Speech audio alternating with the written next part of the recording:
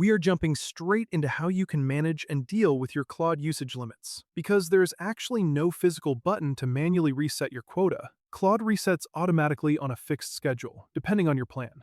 To see exactly where you stand, open your browser and look at the main Claude interface. Move your cursor to the top right corner of the screen and click directly on your profile name. A drop-down menu will appear. From this menu, click on Settings, and then select the option that says Usage. Inside this dashboard, you will see visual progress bars tracking your current 5-hour session limit and your overall weekly limits. It also tells you the exact day and time your weekly limit resets. Now, that goes both ways when it comes to tiers. If you are on the free tier, you face daily and weekly caps. If you pay $20 a month for the Pro tier, your 5-hour session limit resets in blocks counting from your very first prompt, while the weekly limit resets on a specific day.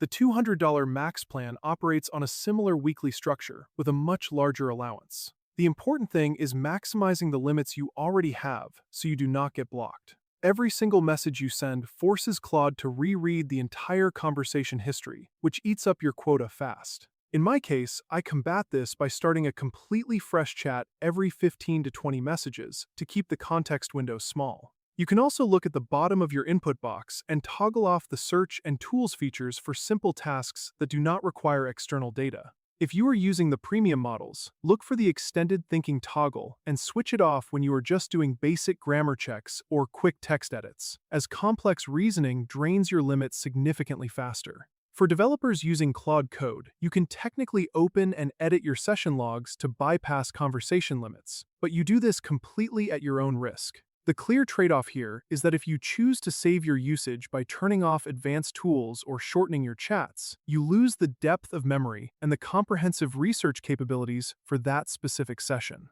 If you truly need endless generation without waiting for the automatic clock to run down, your only real option is to click back into your account settings and upgrade your subscription tier.